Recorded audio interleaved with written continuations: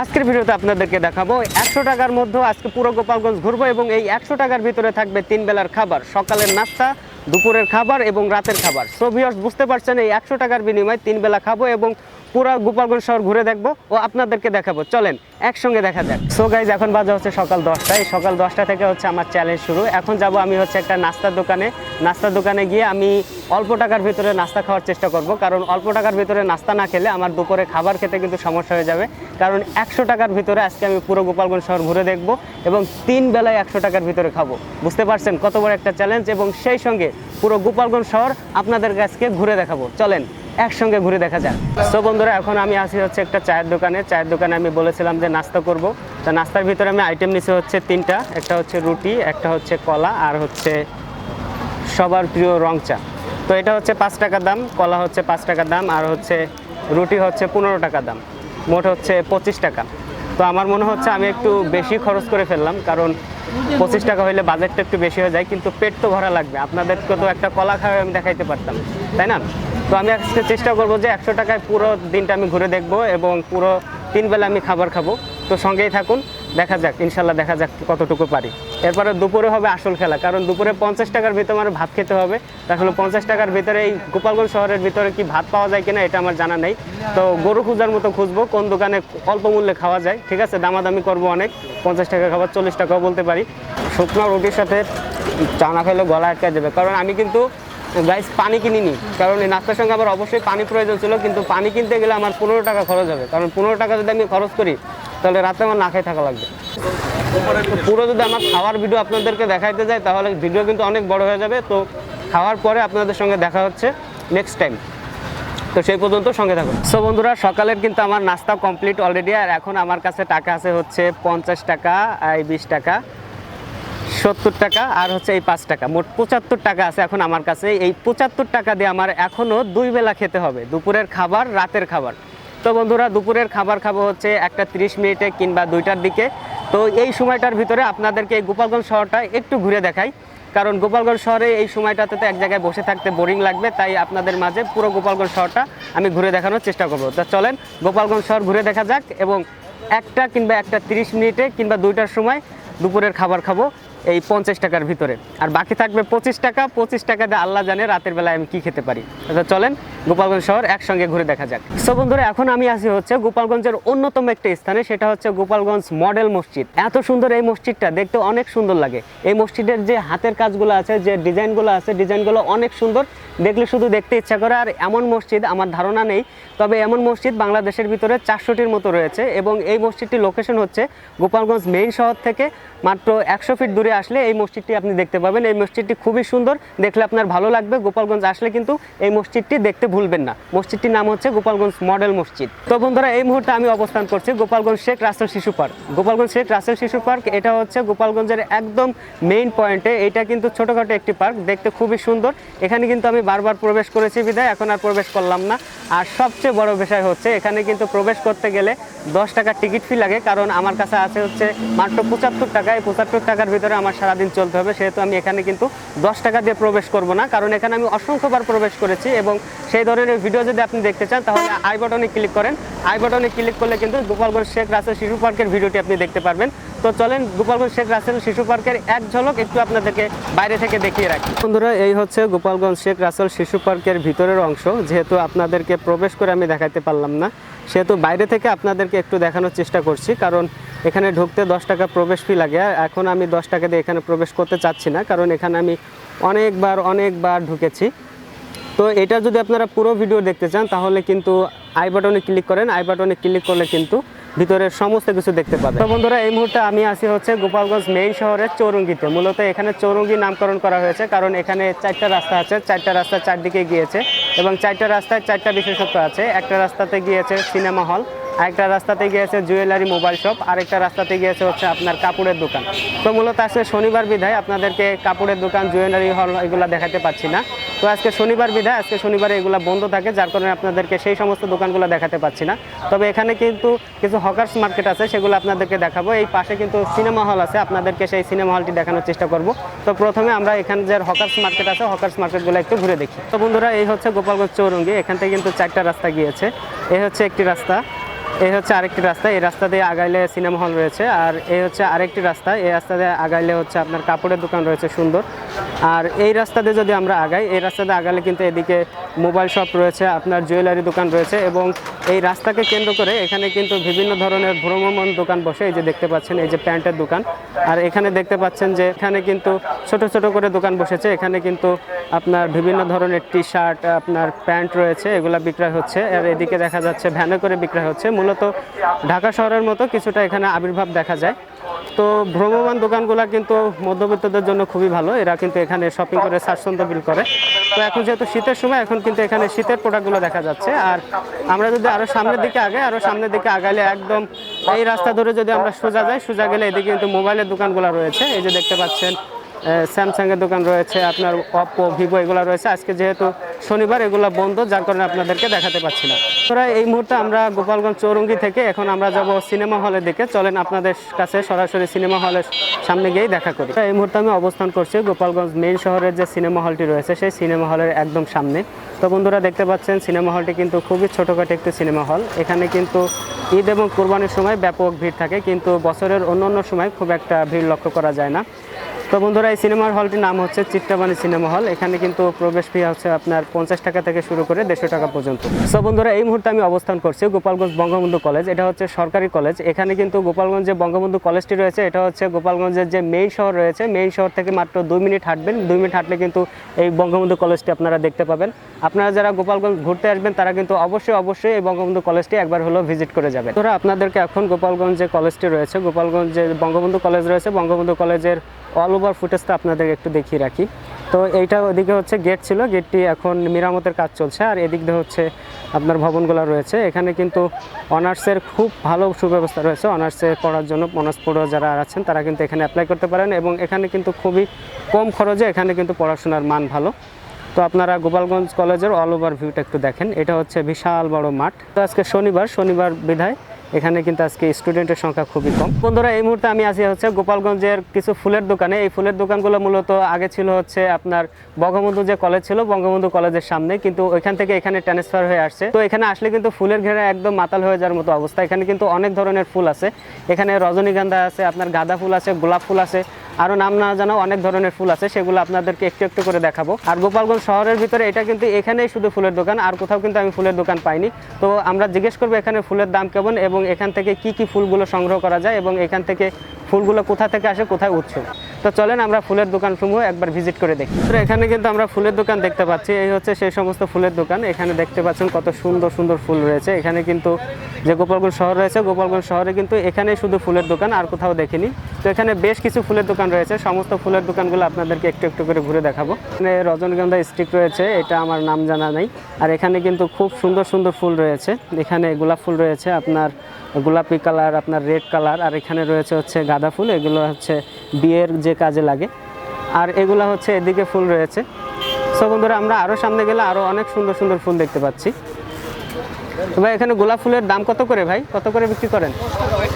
10 টাকা করে পিস। আর এটা কি ডালিয়া ফুল নাকি? আচ্ছা, আর এটা কি ফুল ভাই? জিপসি। এটা কত করে বিক্রি করেন?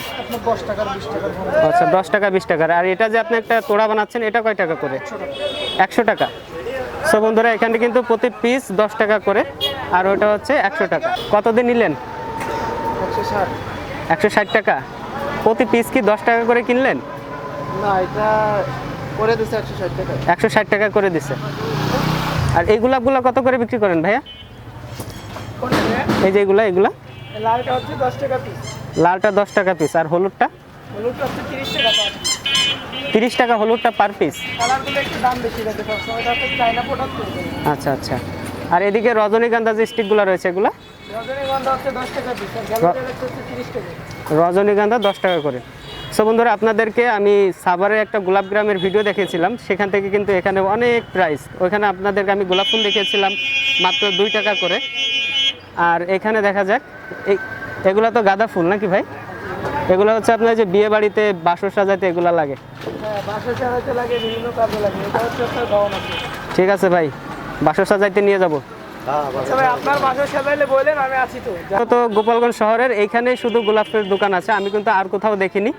তো এটা লোকেশন হচ্ছে আপনি সরাসরি চলে আসবেন গোপালগঞ্জ শহর। গোপালগঞ্জ শহর আসার পরে এই যেখানে বঙ্গবন্ধু কলেজ রয়েছে, বঙ্গবন্ধু কলেজের কিন্তু অপর সাইডে এই দোকানগুলো আপনারা দেখতে পাবেন। ভাইরে ভাই কি চ্যালেঞ্জ নিলাম, এখন হচ্ছে দুপুর 1:30। এখন তো আমার লাঞ্চের সময় হয়ে গেছে, আর আমার কাছে হচ্ছে আপনারা তো জানেন বড় বড় মতো 50 টাকা, 20 টাকা, 5 টাকা, মোট হচ্ছে 75 টাকা। এই 75 টাকার ভিতরে আমাকে আরও 2 বেলা খেতে হবে। তো আপনাদেরকে পুরো গোপালগঞ্জ শহর ঘুরে দেখালাম, এটা কেমন লাগলো অবশ্যই কমেন্ট করে জানাবেন। আর এখন হবে আসল খেলা, যে খেলা খেলতে আমি খুবই এক্সাইটেড, কারণ 50 টাকার ভিতরে এখন আমাকে দুপুরবেলায় খেতে হবে। তো আমি চেষ্টা করব 50 টাকা না, আমি চেষ্টা করব এটা এখান থেকে আরও 10 টাকা সেভ করব, 40 টাকার ভিতরে আমি দুপুরের লাঞ্চ সেরে নিব। তো দেখা যাক এই খেলা খেলতে কেমন জমে। তো এখন এমন কোনো হোটেল, আমি আপনাদের যখন গোপালগঞ্জ শহর ঘুরে ঘুরে দেখালাম তখন কিন্তু আমি মনে মনে হোটেলের সন্ধান করতেছিলাম, কিন্তু আমার চোখে এমন কোনো হোটেল পড়ে নাই যে হোটেলে থেকে 40 থেকে 50 টাকার ভিতরে আমি দুপুরে লাঞ্চ করতে পারবো। তারপরও এটা আমি চেষ্টা করব এবং আমি এটা পারবই। এই চ্যালেঞ্জ আমি অ্যাকসেপ্ট করলাম। এখান থেকে আরও আমি 10 টাকা সেভ করার চেষ্টা করব। এখান থেকে যদি আমি 10 টাকা সেভ করতে পারি তাহলে এখানে আমার আরও 10 টাকা বেড়ে গেল, তাহলে 35 টাকা। তা 35 টাকা হচ্ছে, এটা দিয়ে আমি হচ্ছে দুপুরের লাঞ্চ মোটামুটি করতে পারবো, আমি আশাবাদী। কিন্তু রাতেরটা কি করবো আমি বলতে পারি না, কিন্তু রাতেরটাও আমি অ্যাকসেপ্ট করে নিব চ্যালেঞ্জ। তো চলেন এই খেলা খেলা যাক। এখন আমরা এখানে আরেকটা হোটেল পেয়ে গেছি, হোটেলে দেখবো এখানে খাবারের দাম কত। তাই এখানে কে আছেন বড় ভাই? কোনটা কয় টাকা ভাই? ভাই রুই মাছ 80 টাকা, মুরগি 100। রুই মাছ 80 টাকা, মুরগি 100 টাকা। আর এটা আর নিচে এই যে সবজি 20 টাকা, 20 টাকা। কচুরলতি চিংড়ি 100 টাকা, শোল মাছ ওরে ভাই। 120 টাকা, ট্যাংরা মাছ 100 টাকা। তা আপনাদের এখান থেকে আমার আর খাওয়া হইতো না আজকে। আমি আজকে চ্যালেঞ্জ নিছি হচ্ছে 100 টাকায় 3 বেলা খেয়ে দেখাবো, ঠিক আছে? সকালবেলা চা রুটি কলা খেয়ে 25 টাকা শেষ, আর আছে 75 টাকা। দুপুরে লাঞ্চ করতে হবে আর বাকি টাকা দিয়ে আবার রাতে খাইতে হবে। তো আপনাদের এখান তো ভাই আমার হবে না, আমার এমন কোনো হোটেল বের করতে হবে যেখানে আমি 50 টাকা কিংবা 40 টাকা দিয়ে খাইতে পারবো, বুঝছেন? ভাজি ভাত খাওয়ান ভাই, ভাজি ভাত। ঠিক আছে, তো আমি আরেকটু হোটেল ঘুরে আসি, একটু যাচাই বাছাই করে আসি, ঠিক আছে? আমি আবার করোনা করলে খাবো না, যে কেউ আমার কাছ থেকে কম নিবে সে কম নিলে খাবো না, ঠিক আছে? আমার রেঞ্জের ভিতরে হইলে আমি খাবো। তো এই ভাজি আছে, ভাজি কয় টাকা? ভাজি ভাত আর ডাউল দিয়ে দেবেন 50 টাকা। আচ্ছা আচ্ছা, আমি একটু ভাইজান দেখে আসি, দেখি আপনার থেকে ভালো কেউ ফ্যাসিলিটি দেয় কিনা। কি দিতে পারবে আপনার মনে হয়? মনে হয় না আমার থেকে কেউ কম রেটে দিতে পারবে বলে আমার মনে হয় না। আচ্ছা ঠিক আছে, দেখি তাইলে আর একটু ঘুরে, না পাইলে আসতেছি, আবার দাম বাড়াই দিয়েন। ধরো আমরা আরও একটি হোটেল পেয়ে গেছি। তো ভাই এখানে কি দুপুরে খাবার খাওয়া যাবে নাকি? খাবার খাওয়া যাবে না? কোনটা কত করে ভাই? ভাই বলবো পরে, আমার একটু আবার ব্যাপার আছে বুঝছেন, ব্যাপারটা শুনলে তারপরে বলবেন যে আসলে কাহিনী কি। কোনটা কত দাম ভাই? পাঙাশ মাছ 60 টাকা। পাঙ্গাস 60। হ্যাঁ, আপনার বাটা মাছ আর তেলাপিয়া মাছ 50 টাকা, কই মাছ 50 টাকা, কই মাছ ছোট মাছ আছে 60 টাকা প্লেট। 60 টাকা প্লেট? তাহলে তো ভাই আপনার কাছে আমার আর খাওয়া হচ্ছে না। কেন খাওয়া হচ্ছে না জিজ্ঞেস করেন, কারণ আমি আজকে টার্গেট নিছি 100 টাকা আমি 3 বেলা খাবো, ঠিক আছে? সকালবেলা চা কলা রুটি খাই 25 টাকা আমার শেষ, আমার কাছে আছে আর 75 টাকা। এটা আমার দুপুরে খাইতে হবে, রাতে খাইতে হবে। বর্তমান যে বাজার 100 টাকার ভিতর কোন রকম পারবে না খাইতে। কিন্তু আমার তো এটা খাইতে হবে ভাই, আমি তো চ্যালেঞ্জ নিছি, ঠিক আছে? চ্যালেঞ্জ নিয়েছেন ঠিক আছে, তাহলে আপনার ওই অল্পের ভিতরে খাইতে হবে। অল্পের ভিতরেই খাবো, ঠিক আছে, কিন্তু আমার পেট ভরতে হবে, যে আমি এই যে 2টা খাইলাম। বর্তমান যে বাজার পেট ভরা খাবার 100 টাকার ভিতর হয় না। আচ্ছা ঠিক আছে, তো সো গাইজ এখানে আমি পাইলাম না, ঠিক আছে? অবশ্য আমার একজন 50 টাকা অফার করছে, কিন্তু 50 টাকা আমার আরও কমাইতে হবে, 40 টাকায় নামতে হবে, নাহলে আমি রাতে 25 টাকা দিয়ে কী খাবো? ওইভাবে করলে তো দোকানদার বাঁচবে না। ঠিক আছে, আপনারা তো মারা যাবেন, আপনি আবার করোনা করলে আমি খাবো না, যে আপনি আমার কাছে দাম কম রাখবেন, ওইটাই খাইতাম না। বন্ধুরা এখানে কিন্তু আমি আরও কিছু দোকান পেয়ে গেছি। তো এখানে দেখা যাচ্ছে কাচ্চি হাউস। কাচ্চি হাউসের নাম নেওয়া যাবে না, পকেটে আছে হচ্ছে 75 টাকা। 75 টাকার ভিতরে কাচ্চি খাওয়া হারাম ভাই। এখানে ভাত পাওয়া যাবে না? ভাত বিরিয়ানি না ভাই, আমার পকেটে আছে 75 টাকা, আপনি আমার বিরিয়ানি খাওয়াবেন? এই 75 টাকায় খাবো আমি আবার 2 বেলা, সকাল দুপুরে খাবো আবার রাতেও খাবো। তো এখানে আছে হচ্ছে আপনার ফুচকা আছে, চপ আছে, এদিকে মোগলাই পরোটা ভাজতেছে। এগুলা এখন নাম নিলেই আমার মনে করেন যে জরিমানা হয়ে যাবে। গাইস সব ফলের দোকান, এখানে মূলত ফলের দোকান, এখানে আর হলো না।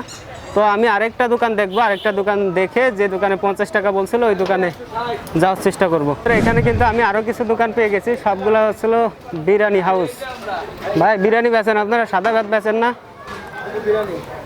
শুধু বিরিয়ানি। ভাই 40 টাকায় বিরিয়ানি বেচেন না?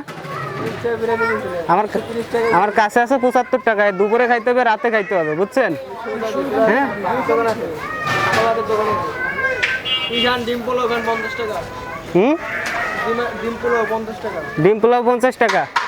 আমার একজন অবশ্য ওই সাইডে অফার করছে যে ভাত আর হচ্ছে ভাজি আর ডাল 50 টাকায়। আমার তো 40 টাকায় খাইতে হবে, না হলে কিন্তু আমার আবার ওই যে রাতে আবার 25 টাকায় আমি তো কিছু খাইতে পারবো না। আমি আজকে টার্গেট নিয়েছি 100 টাকায় হচ্ছে সারাদিন খাবো। দিন 40 টাকায় খাওয়ান। হ্যাঁ খাওয়াচ্ছেন না কি আবার করোনা করে খাওয়াচ্ছেন যে ভাইয়ের কাছে টাকা নাই করোনা করে খাওয়াই?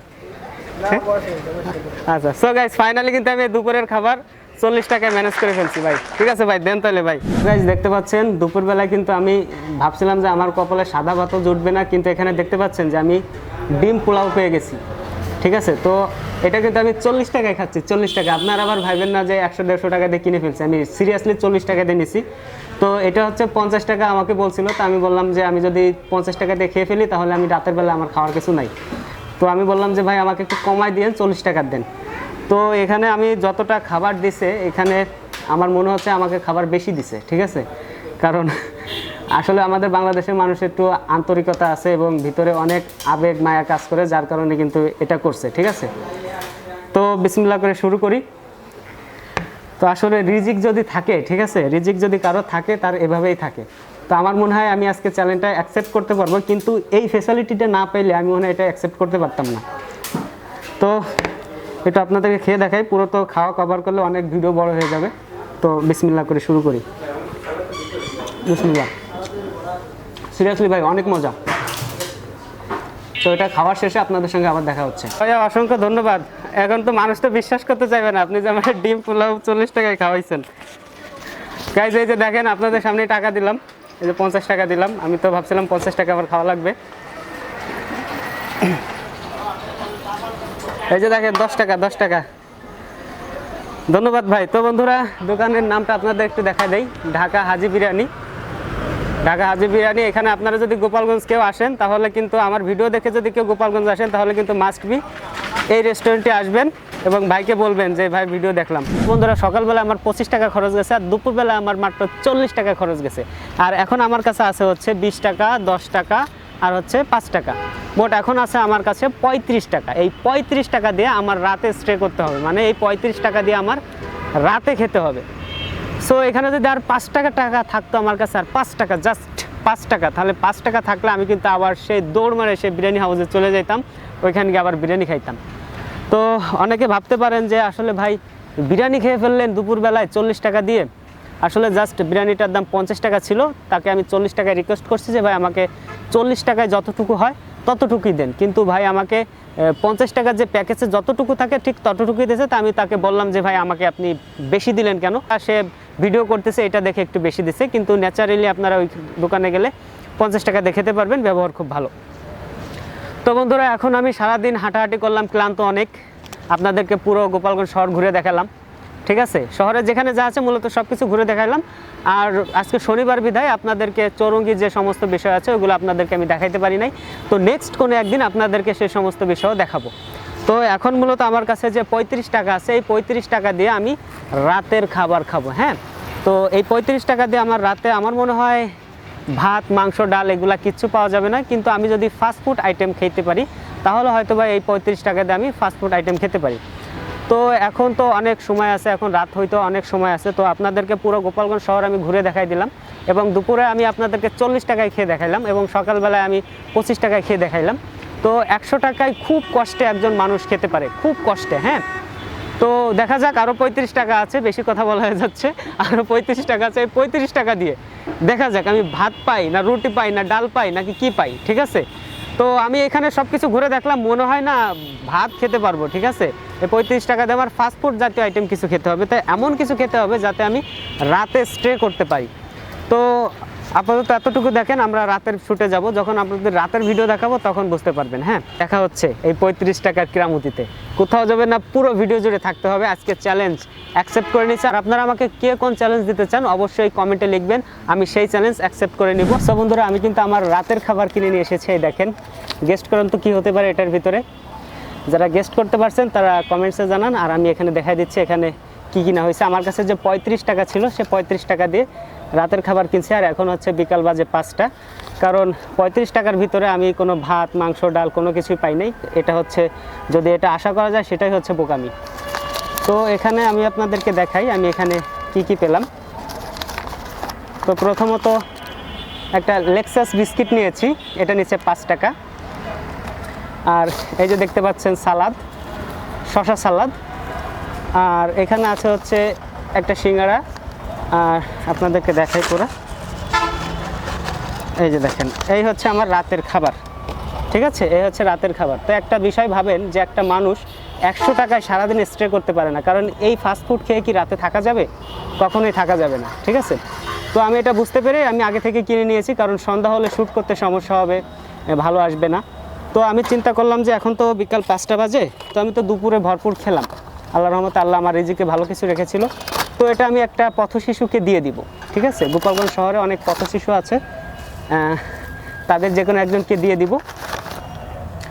আর আই হোপ ভিডিওটি আপনাদের অনেক ভালো লেগেছে। ভিডিওটি যদি ভালো লেগে থাকে তাহলে লাইক করবেন, শেয়ার করবেন, কমেন্টস করবেন, আর তা তো অবশ্যই সাবস্ক্রাইব করবেন।